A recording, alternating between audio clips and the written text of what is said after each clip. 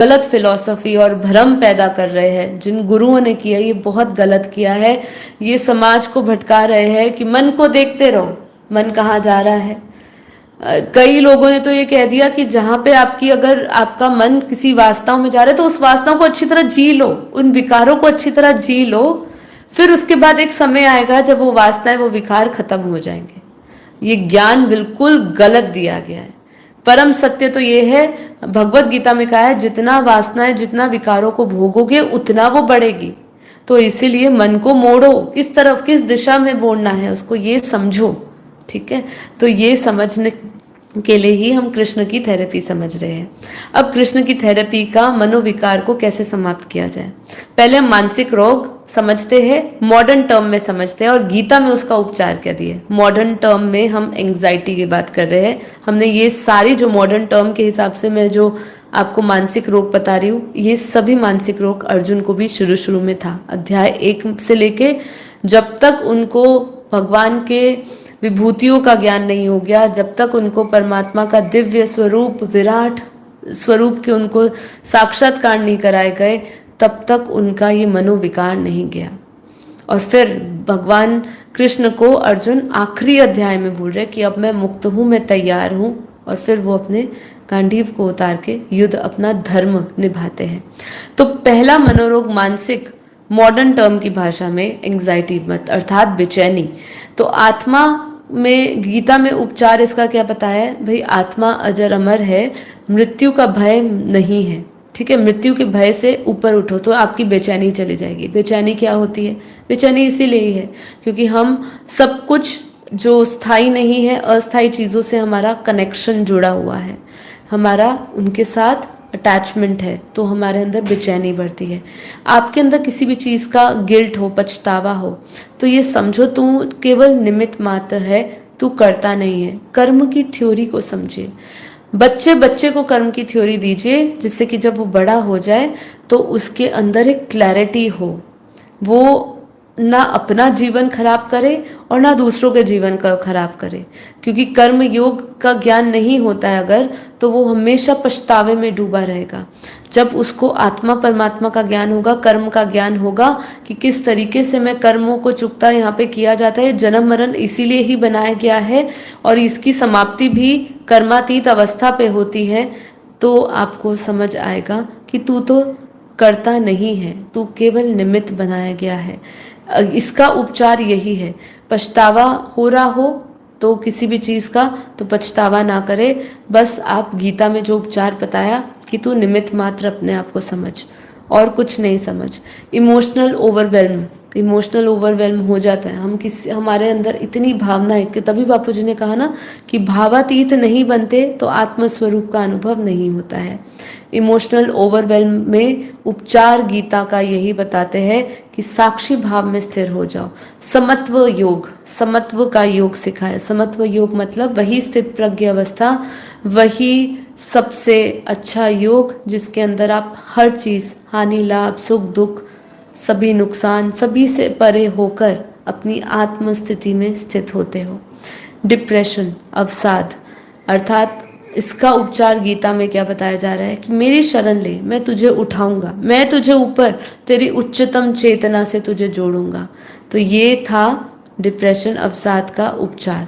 तो गीता में उपचार बता दिए गए। एक है लैक ऑफ क्लैरिटी, जब आपका विजन क्लियर ना हो, ठीक है, आपको समझ ही ना हो रहा कि क्या करना है, तब क्या करो कि ज्ञान से अज्ञान का नाश कर।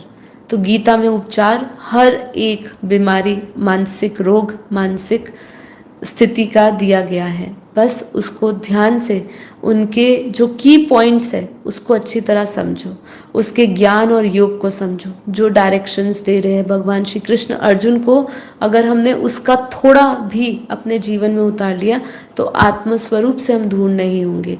क्योंकि वो जो ज्ञान था उनमें शुरू में जितना भी उन्होंने समझाया, जैसे तू निमित्त समझ, तू साक्षी भाव है, तू परमात्मा के शरणागत हो, वो तुझे उठाएगा, तू ज्ञान का प्रकाश अपने अंदर जागृत कर, तो तेरा अज्ञान नाश हो जाएगा, तो तेरे को कोई भी सब कुछ क्लियर होगा। विजन और मिशन, जैसे मैंने कहा, दोनों क्लियर होगा। पहला तो मिशन आप बनाएंगे, वो क्लियर हो जाएगा, वही मिशन आपका विजन में बदल जाएगा। ठीक है, अब निष्कर्ष क्या निकलता है, हम निष्कर्ष पर आते हैं।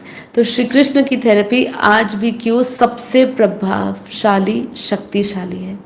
क्यों ये दवा नहीं, यादाश्त आपकी लौटाने वाली थी?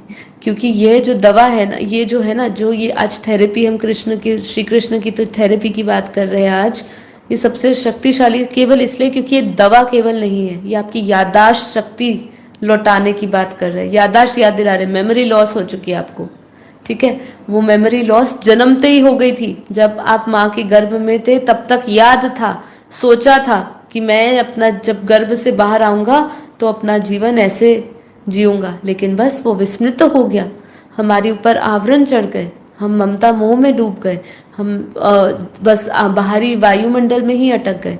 और उस समय तो इतने छोटे होते हैं हम कि उसका ज्ञान भी नहीं होता है कि हम कैसे वो भावों से ऊपर उठे, और सब विस्मृत हो जाता है।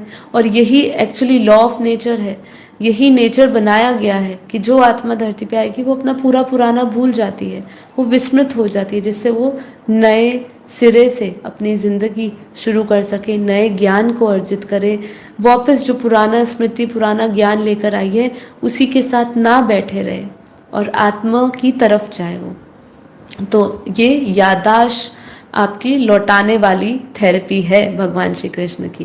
तो यहाँ क्या कहते हैं, क्योंकि ये दवा नहीं है। पहला, ये स्मृति की, किसकी यादाश्त कराते हैं? आपकी स्मृति कि मैं आत्मा हूँ, बोध की, ये कि ये कर्म भूमि है, मैं योद्धा हूँ, संवाद जो मन के गहरे अंधकार को काट देता है। अब क्या कह रहे हैं, ये निष्कर्ष पर आते हैं कि एक तो आपकी आत्मा की स्मृति, बोध की, और जो संवाद जो हुआ अर्जुन और भगवान श्री कृष्ण में, ये आपके भीतर मन के गहरे अंधकार को मिटा देता है। अब इसमें बापूजी दशरथ भाई पटेल क्या कहते हैं, हमारे बापूजी के ने क्या कहा है? बापूजी ने तो कर्म योग, ध्यान योग, 18 योग जो प्रकार के बताए गए हैं ना, उसमें सर्वश्रेष्ठ योग हमारे क्लियर हमें कर दिया है। उसी की कल हमने चर्चा करी है, मतलब मेरे जो एपिसोड कल हुआ है, कि वही सबसे प्राचीन योग है। हमारे ऋषि मुनि भी वही शांति फैलाने के लिए यज्ञ करते थे, वही यज्ञ, वही परम शांति योग है। अब उसका यज्ञ की जो विधि विधान है वो बस बदल गए हैं। अब ना हम औषधियाँ इस्तेमाल करते हैं, ना हम घी सामग्रियाँ इस्तेमाल करते हैं, अपने संकल्पों का इस्तेमाल करते हैं। हम वो संकल्प एक राइट दिशा में आत्मा में स्थित होके जब परम शांति फैलाएंगे, घर घर में परिवर्तन आएगा। ये बापूजी ने गारंटी से बोला है। अगर घर में परिवर्तन नहीं आ रहा है तो आप में कमी कमजोरी है। आपको चैरिटी बिगिंस एट होम, घर में ही सुख शांति का कुछ तो अंश मिलेगा। ये नहीं कह रही हूँ कि समस्या है तो 100% निवारण हो जाएगी, पर आपको कम से कम 10, 20, 30, 40 कुछ तो आपको परिवर्तन दिखेगा। क्योंकि कुछ चीज़ें ऐसी है जो हमें कर्मों पे छोड़नी पड़ती है, आत्माओं के संस्कार स्वभाव पे छोड़नी पड़ती है, पर कम से कम आपकी लाइन क्लियर हो जाती है। मतलब आपको इतनी हेल्पलाइन मिलती है कि कम से कम आप अपने जो भी जिस भी तरीके से ज्ञान योग सेवा धारणा में जुड़ना चाहते हो, उतना सहयोग देने वाले लोग आपको मिल जाते हैं। कम से कम इतनी तो शुरुआत आपकी होती ही है, निश्चित रूप से होती है परम शांति योग से। वो अलग बात है, आपकी बहुत सारी एक्सपेक्टेशंस हो सकती है, पर वो सारी एक्सपेक्टेशंस धीरे धीरे जब आपके अंदर पावर आती है, आप बापूजी को याद करते हैं, उनसे पावर लेते हैं, परम प्रकाश आपके भीतर उतरता है, आवरण आपके हटते हैं, आत्मा के ऊपर जो परतें चढ़ी हुई है वो सब हटते हैं, उसके जो मौलिक गुण से जब वो जुड़ता है तब सबसे ज्यादा चमत्कार होता है। तो बापूजी ने क्या कहा है? बापूजी कह रहे हैं परम ज्ञान ही सबसे बड़ी थेरेपी है।